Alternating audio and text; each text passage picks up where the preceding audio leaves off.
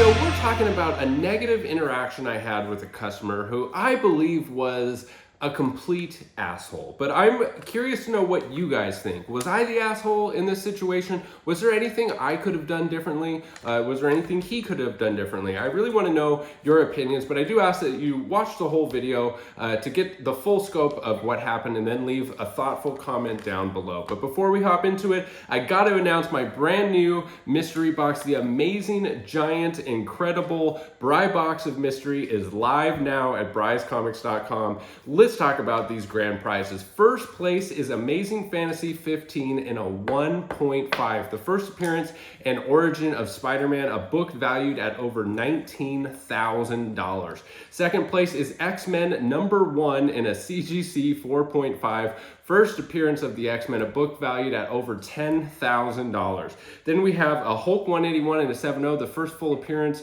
of Wolverine, valued at $4,800. Fourth place is a giant size X-Men #1, a beautiful 8.5 white page copy. A little bit of damage on the back, which is why this thing got an 8.5, but presents beautifully. $3,600 value on that one. And a New Mutants 98 in a 9.8, the first appearance and origin of Deadpool in a 9.8, valued at $1,200. Now, let's talk about the exclusive that is only available through this mystery box. The new Amazing Spider-Man Gang War First Strike Bry's Comics exclusive by the incredible Ivan Tao. Boom, baby. This is my favorite exclusive to date, which is saying something because I have had some fantastic artists to work with, but this one just checks all the boxes for me. It's going to be your chance at the rarest Marvel Ivan Tao variant to date. I talked to Ivan and he said that the rarest exclusive he ever did was limited to 100 copies on a Kickstarter, and this one's going to be limited to 50 virgin copies, but you never know, there could be one floating around out there that's more limited. So I'm not advertising it as the rarest Ivan Tao ever. I'm advertising it as the rarest Marvel Ivan Tao because it certainly is the rarest Marvel Ivan Tao for the virgin copies. So there's going to be trade dress copies, which are limited to 450 CGC 9.8 or better, and 50 virgin copies CGC 9.8 or better. So this box is going to work a little bit differently than boxes of the past. The top 90 spots are going to be considered prize boxes. The first 5 spots are those grand prizes, and you also get a trade dress Ivan Tao exclusive. The next 49 spots are going to be the virgin editions limited to 50 copies.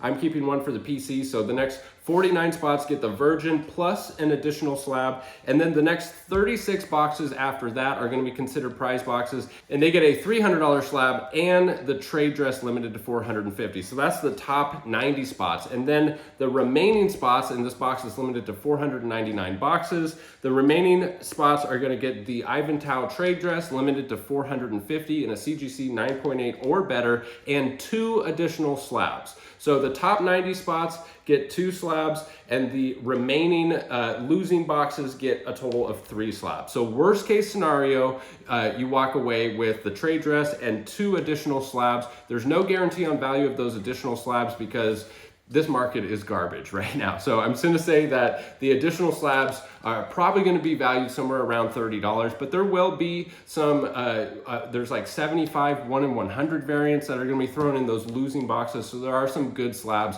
in there as well. But worst case scenario, you get 3 slabs. Best case scenario, you walk away with an Amazing Fantasy 15 for $250. And stay tuned to the end of the video if you are interested in some of the creative process that went behind this variant.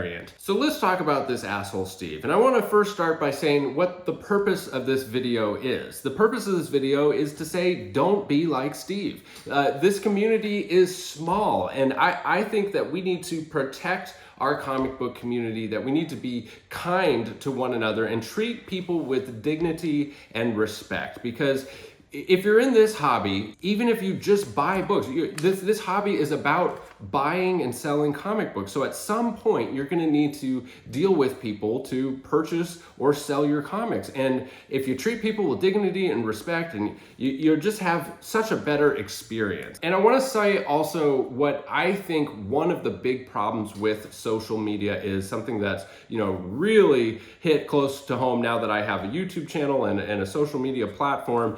is that throughout most of human history, if you had something to say to somebody, you said it to their face. And if what you had to say to their face was distasteful, there could be dire physical consequences for what you said to that person's face. That is not the case anymore. Now, in this social media age that we live in, you can say whatever you want to anybody with zero physical repercussions. And this is new for human history. This is a new phenomenon, and I would say it is not going well.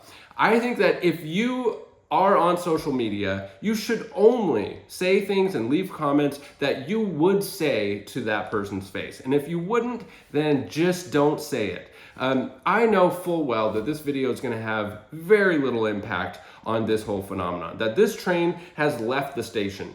But I do also think that our community is small. And since it is so small, it could have, a positive impact in our circle. Social media itself is pretty much doomed, but our community and our social media circle for the comic book community doesn't have to be a lost cause. And if we hold each other accountable, and if we call people out when they're being trolls or assholes, I think the entire community would benefit from that. So let's hop into the computer and take a look at this email interaction with Steve. So here we have the email thread from our friend Steve. Steve reached out to me and said, "Hello, I have 4 Batman comic books I am thinking about selling. Can you tell me how much you can offer for these 4 books?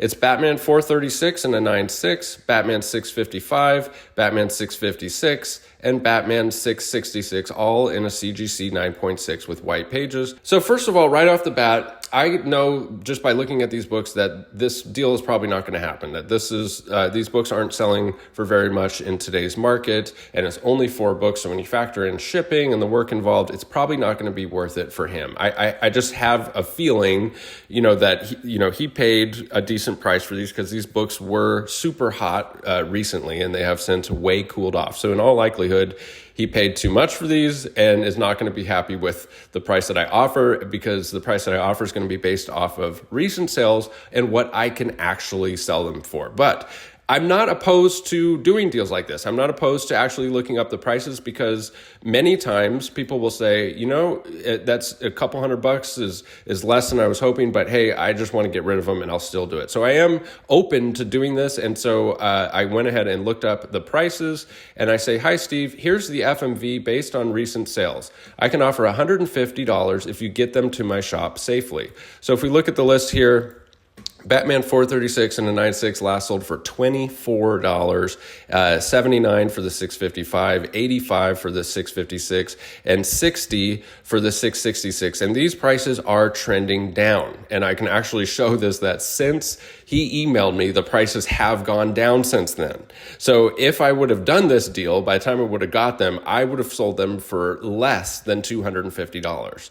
So $250 was the total. So I can offer 60% of that, which comes to about $150. Normally I offer to pay for shipping, but if shipping is going to be $20 or $30 for these, I have a $100 margin. That brings my margin down to $70. Then I have my selling fees, and I have to pay my employees and pack and ship and list. So that's just cutting it too tight. So I can't offer to pay for shipping if it's only a couple $100 deal. So I make the offer here for $150. Say, "Kindly Bry," just straight numbers. Here's FMV based on recent sales, $150, kindly Bry. And he says, "Are you serious? I paid $400 for those 4 books. $150 is laughable, Steve." At this point, I probably should have just stopped communicating with this person. At this point, I can tell that they're not a reasonable person, that they're not going to be thinking logically, because the price that you paid for something has nothing to do with what they're currently valued at. You could have paid $10,000 for these 4 books. If they're only selling for $250 and you go to a dealer, the price that you're offered for the books are going to be based off of what they're currently selling for. So for what you paid for a book has nothing to do with the current value of a book. So I said, "I don't set the prices, my friend. That's what they are selling for. Kindly Bry." And the reason I even responded to this is that I do value relationships. What if I see Steve at a Comic-Con? I was hoping that we could wrap up this conversation with him saying, well, it just didn't work out, but, thank you for your time and we'll go our separate ways. Like, I was hoping that we can wrap it up kindly, because I value relationships in life a lot. And, to end something with a dispute or with negativity is just not how I like to live my life. So I like to put effort into ending things on a positive note. And I think that you should do that in the comic book community, that this is a small community. And if you just work to always end things on a positive note, we'll have more friendly relationships and a more enjoyable experience collecting comics. And I just really like to protect the community and the experience of collecting, because I enjoy this hobby so much that, I want it to be a good experience. I might be overthinking this a little bit, but that's why I decided to respond. So then he has a lengthy response.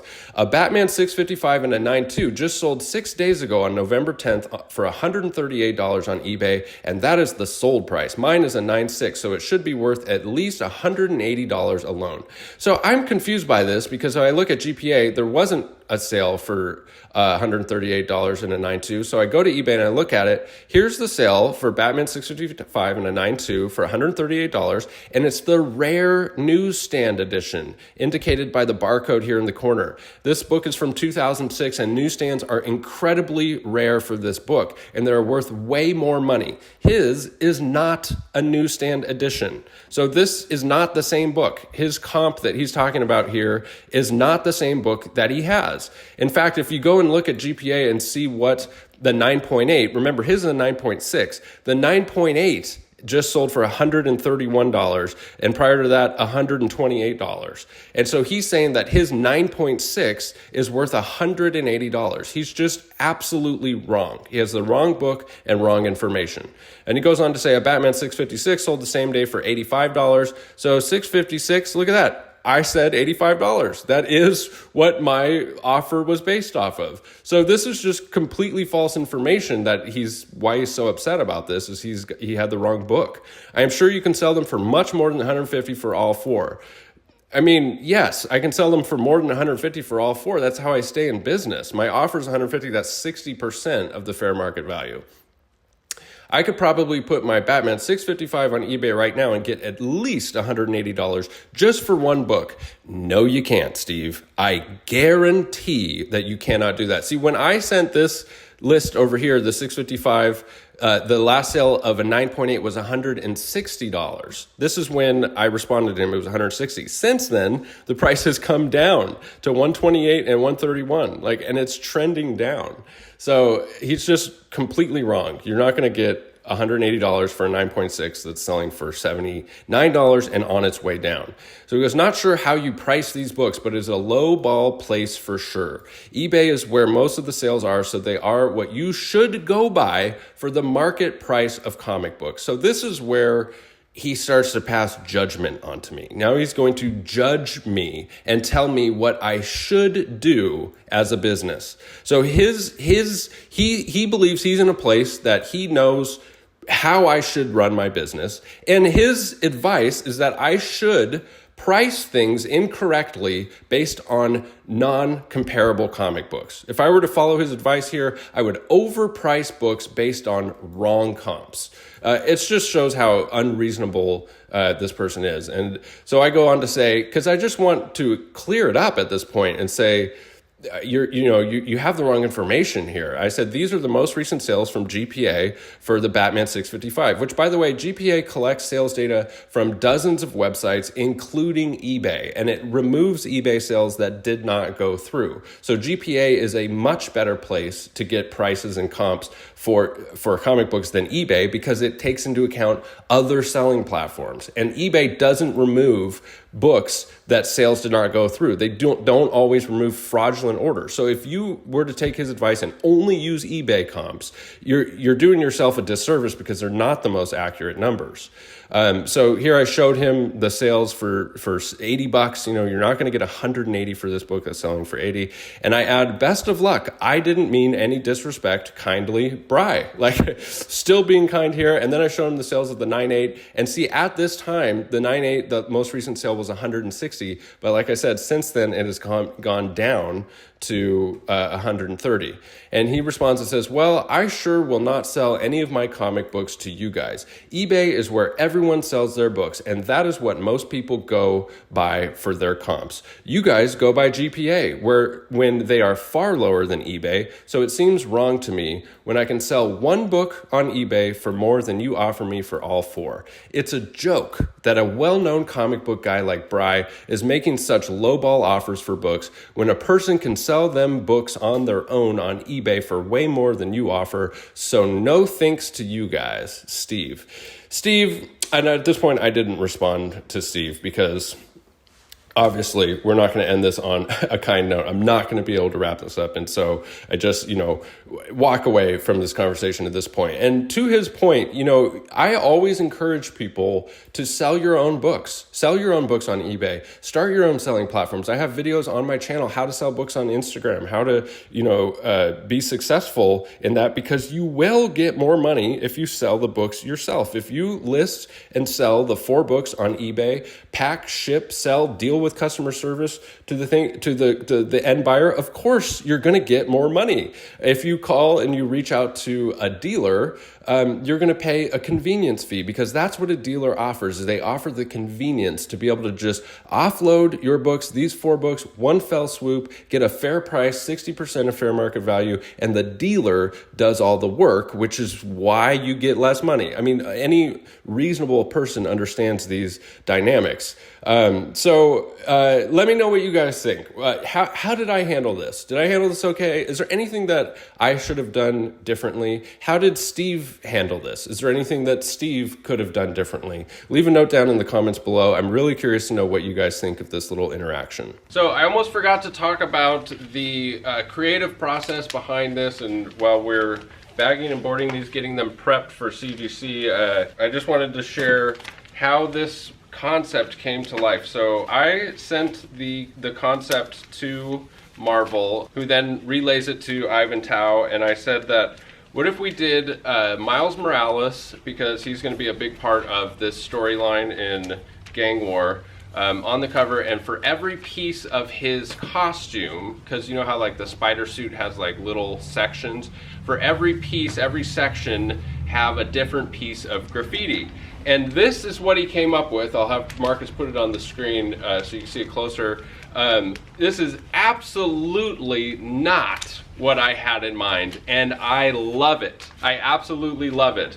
And that's just one of the things that's so cool about art, and actually something I really like about the exclusive art is having a general concept like that, giving it to an absolute master of an artist like Ivan Tao or some of these other artists that I've worked with, and see what they come up with. And it's always better than what I can imagine, because I'm not really that artistic. So it's just a whole lot of fun. I love everything about this variant. I love that there's the cityscape skyline on his like torso area, and then he's got all of these words that are important to Miles, like his Uncle Aaron, Gwen down at the bottom, and then King and OG, because Miles Morales is the original gangster of the modern age of collectible comics, in my opinion, and then love and courage. It's just an awesome, positive, amazing variant. So I couldn't be happier, and just wanted to share that little tidbit about the creative process. So once again, you guys, don't forget to check out that mystery box of pre-sales are live now over at bryscomics.com. Thank you for sticking with me all the way to the end of the video. Remember, if you wouldn't say it to their face, don't say it in a comment section.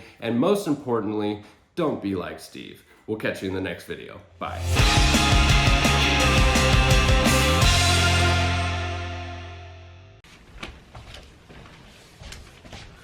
And now I'm gonna show you my nipples. What?